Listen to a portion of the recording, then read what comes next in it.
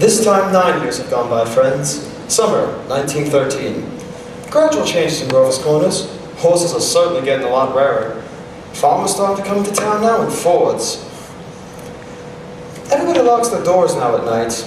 I mean, there haven't been any burglars yet, but we've all sure heard of them. You'd be surprised, though. On the whole, things don't really change much around here. This is certainly a very important part of Grover's Corners. It's on a hilltop, a windy hilltop. Lots of clouds and lots of sky, and often lots of sun, moon, and stars. You come up here on a nice afternoon, and you can see range on range of hills. Awful blue they are. Over there by Lake Sunapee and Lake Winnipesaukee. And if you go way up, you can see Mount Washington and White Mountain, where Conway and North Conway are. And if you go further up, you can see our favorite mountain, Mount Monadnock, right there. And all around it lie these towns, Jaffrey and North Jaffrey and Peterborough and Dublin. And way down there is Grover's Corners. Yes, it's a beautiful spot up here. Mountain laurel and lilacs. I often wonder why people would want to be buried in Woodland or Brooklyn when they can pass the same amount of time right here in New Hampshire. Well, over here are the Old Stones, 1660 to 1670. Strong-minded people who came a long ways for independence. Oftentimes, summer people come and laugh at the funny words on the tombstones. They don't do any harm. And genealogists come up from Boston, get paid by city folk for looking up their ancestors. They want to make sure they're sons and daughters of the American Revolution and of the Mayflower. Well, I guess that don't do any harm either. Here's some Civil War veterans, iron flags on their graves. New Hampshire boys had a notion that the Union ought to be kept together. Well, they've only seen 50 miles of it themselves. All they knew was a name, friends. The United States of America. The United States of America. And they went and died about it. Here's a new part of the cemetery. Here's your friend, Mrs. Gibbs, and Mr. Simpson, the organist at the Congregational Church, and Mrs. Soames, who enjoyed the wedding so much, remember? Oh, and a lot others, like Editor Webb's boy, Wallace, who died on a camping trip to Crawford Notch, where his appendix burst. Mess of stuff. Yes. A lot of sorrow is sort of quieted up around here. People just wild with grief, coming up to bring their relatives to this very spot, and then some. Sunny days, rainy days, snow. We all know how it is. A lot of thoughts come up here too, night and day, but there's no post office. Now, there are a lot of things we all know, but we don't really take them out and look at them very often. We all know that something is eternal. And let me tell you, it ain't in names, and it ain't in houses, and it ain't in the earth, and it ain't even in the stars. Everybody in their bones knows that something is eternal. And that something has to do with human beings. All the greatest people ever lived have been telling us that for 5,000 years. And you'd be surprised how often people forget about that fact. There's something deep down that's eternal about every human being.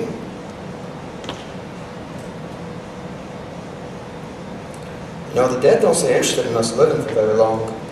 Gradually, they let go hold of the earth. And the possessions they had, and the things they suffered, and the people they loved. They get weaned away, or at least that's how I like to put it, weaned away.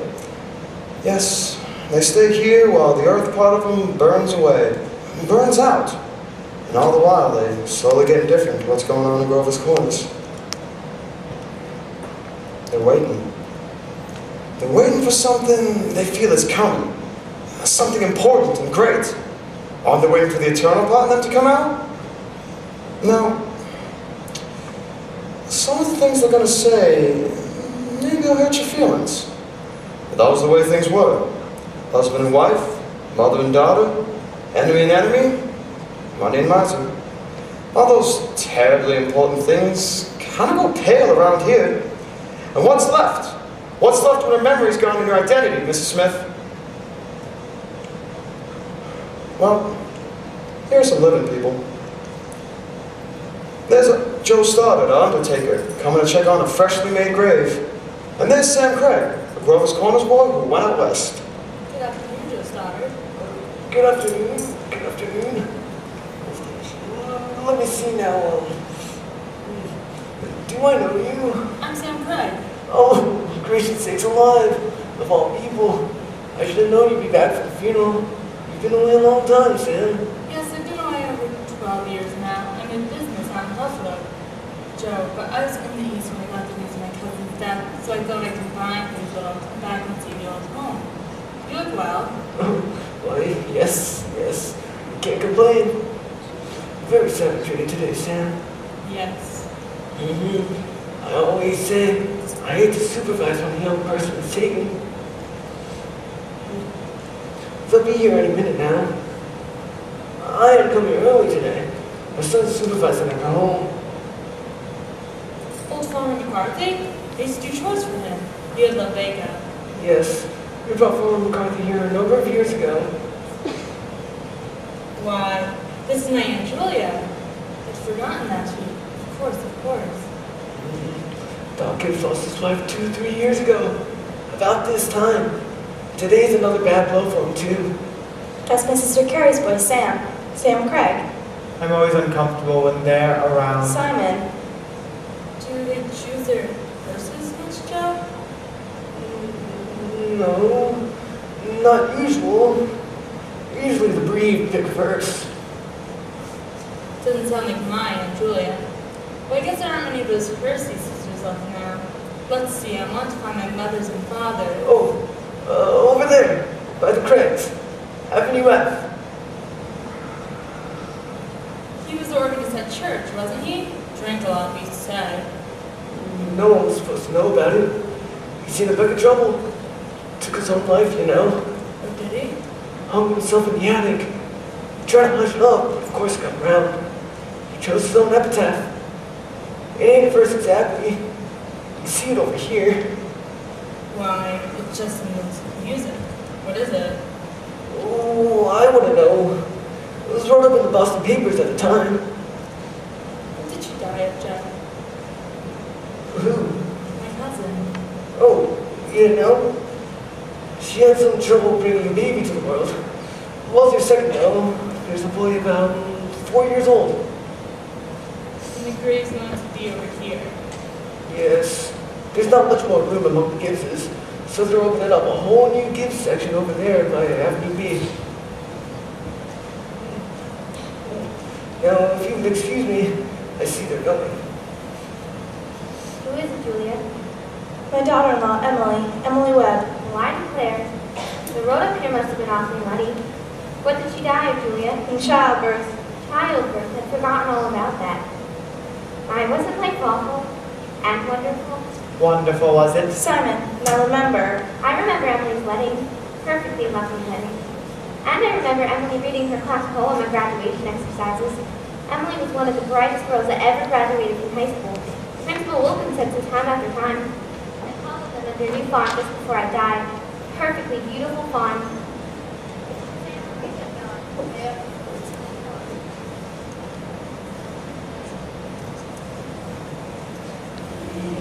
Birds are rabbis, hearts in Christian love,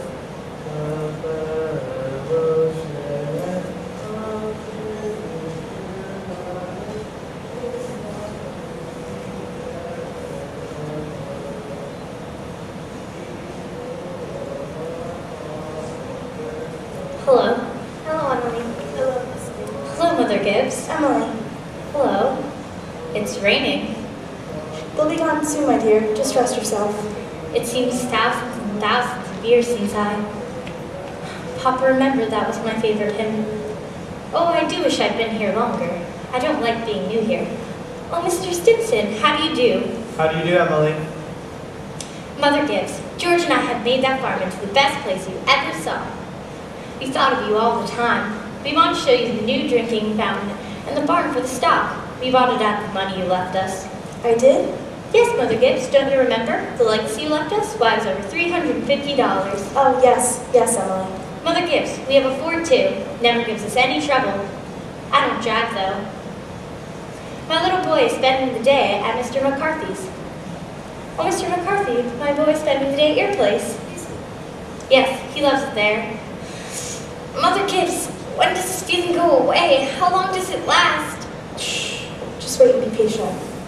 Look, they're finished. They're going. Shh. Look, Father Gibbs is bringing some of my flowers to you. He looks just like George, doesn't he? I never realized how troubled and how in the dark loud persons are. That's all they are, from morning till night. Troubled.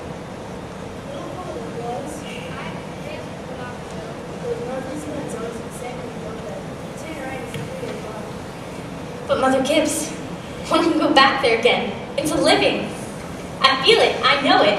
Why, just for a minute, I was sitting there thinking about the farm, and for a moment, I was there, and my baby was on my lap as plain as day. Yes, of course you can.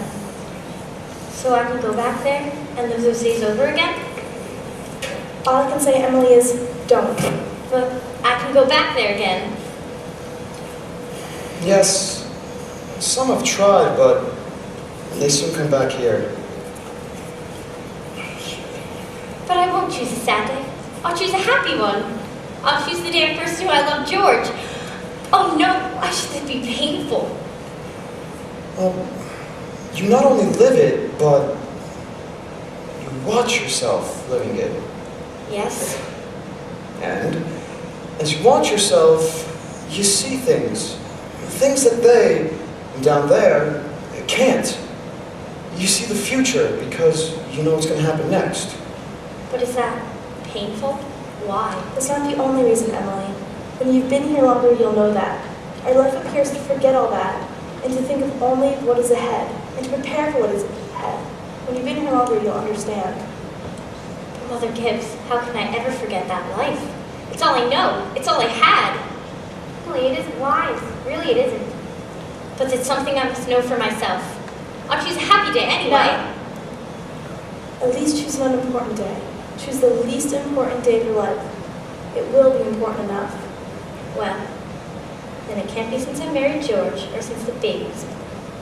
I can choose a birthday, can't I? I choose my 12th birthday. All right. It's February 11th, 1899, a Tuesday. Would you like any special time of day? Oh, I want the whole day. We'll begin at dawn.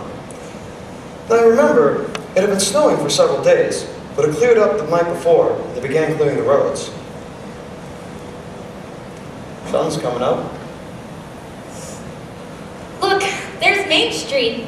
And there's Mr. Morgan's drugstore before he changed it. And there's the livery stable. Yes, it's 1899. This is 14 years ago. Oh, this is town I knew as a little girl. And there's the white fence that used to be around our house. Oh, I've forgotten that. I love it so. Are they inside? Yes. Your mother will be downstairs shortly to make breakfast. Will she? And you remember, your father went away for several days, but he came back on the early morning train. No. He had to make a speech at his old college in New York, at Clinton. Look, there's Howie Newsom. And there's our policeman. But he's dead. He died. Whoa, Bessie. Morning, Belle. Morning, Howie. You're up early. Been rescuing a party. Down near Coastal down by Fullerstown, bar. Got drunk and lay out in the snow just thought he was in bed when I shook him. There's Joe Crowell. Morning, Mr. Warren. Morning, Howie. Morning, Joe. Children, Wally, Emily, time to get up. Oh, how young Mama looks. I didn't know Mama was ever that young. You can come and dress by the fire if you'd like, but hurry! Morning, Mr. Newsom. Morning, Miss Webb. Oh, it's cold. Yep, swing below by my barn, Miss Webb. Think of it. Keep yourself wrapped up. Come on, Bessie. Get up. Mama, I can't find my blue hair ribbon anywhere. Just Just open your eyes, dear. I laid it out for you special there on the dresser. If it were a snake, it'd bite you. Yes, yes. Good morning, Bill. Oh, good morning, Mr. Webb. You're up early. Yes, just been back to my old college in New York State. Any trouble here? I was called up this morning to rescue a Polish fellow. Down near close to death he was. We must get it in the paper. Not much. Morning, Mother. How'd it go, Charles? All right, I guess. I told him a few things. Everything all right here? Yes. Can't think of anything that's happened special. Been downright cold. Howard Newsom says it's tempo low over to his barn. Well, it's much colder than that at Hamilton College. Students' ears are falling off. It ain't Christian. Paper have any mistakes in it? None that I've noticed. Coffee's ready when you want it, Charles. And don't forget, it's Emily's birthday today. Did you get her anything? Oh, yes, I've got something right here. Where's my girl? Where's my birthday girl? But for now, Charles. She's slow enough as it is. Children, hurry up now. I don't want to call you again. I can't bear it. They're so young and beautiful. Why did they ever have to get old? Mama, I'm here. I love you all, everything. I can't look at everything hard enough. Can I go in?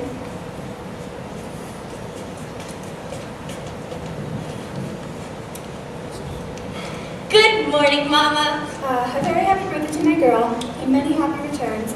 There's surprises waiting for you on the kitchen table. Oh, Mama, you shouldn't have. The birthday or no birthday, I want you to eat your breakfast good and slow. I want you to grow up to be a good, strong girl. That and the blue is from your Aunt Carrie, and I reckon you guessed who brought the postcard album. Found it on the doorstep when I brought in the milk. George Gibbs. Must have come over pretty early. Very nice of him. Oh, George, I'd forgotten that. Oh, Chew that bacon good and slow. It'll keep you warm on this cold day. oh, Mama, just look at me for 1 minute as though you really saw me. 14 years have gone by. I'm dead. You're a grandmother, Mama. I married George Gibbs. Wally's dead too. He died on a camping trip on the way to Crawford Notch. We felt just terrible about it, don't you remember? But just now, for a moment, we're all here. Just now, we're all together. Let's look at one another. That in the yellow is something I found in the attic from your grandmother's things. You're old enough to wear it now, and I thought you'd like it. And this is from you. It's lovely, it's just what I wanted. It's beautiful. I hope you'd like it. Hunted all over. You're in Oregon and I'm in Concord, so I sent all the way to Boston. Wally has something for you too. He made it in his manual training class, and he's very proud of it. Please make a big fuss about it. Your father has something for you too. Don't know what it is myself. Shh, here he comes. Where's my girl? Where's my birthday girl? I can't go on! It goes so fast. We don't have time to look at one another. So all that was going on, and we never noticed. Take me back to my grave. But first, wait, one last look. Goodbye. Goodbye, world. Grover's Corners, Mama and Papa, to clocks ticking, my butternut tree, to Mama's sunflowers, to new iron dresses and hot baths, food and coffee, sleeping and waking up. Oh, earth, are too wonderful for anyone to realize you. Do any human beings ever realize life in every minute? No. I mean, saints and poets, maybe. They do some. Ready to go back.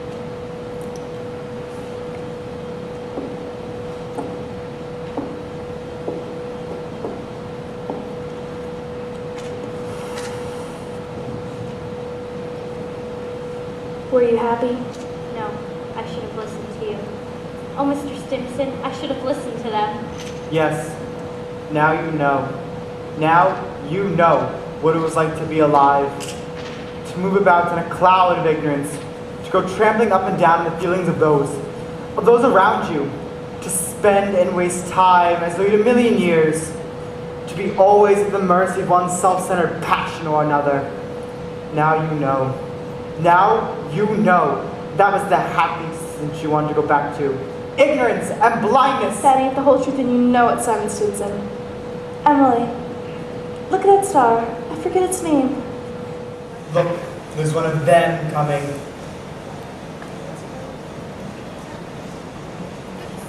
Mother Gibbs, it's George. Shh.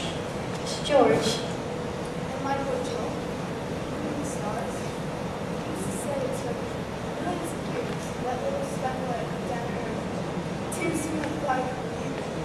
That's what he used to say. Millions of years.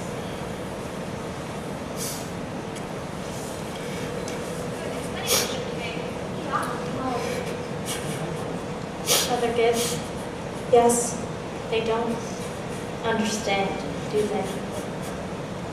no dear, they don't understand.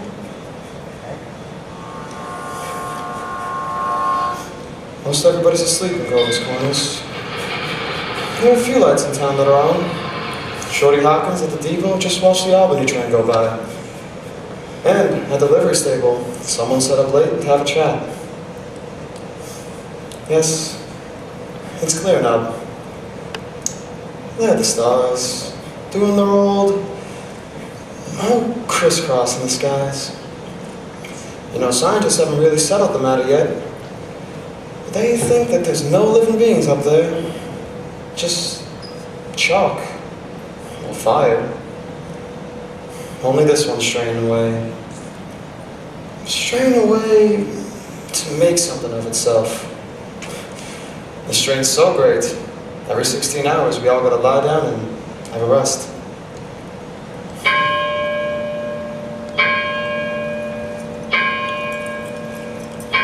O'clock in Grover's Corners. Everybody's resting in Grover's Corners. Tomorrow's gonna be a new day. You all get a good rest too. Good night.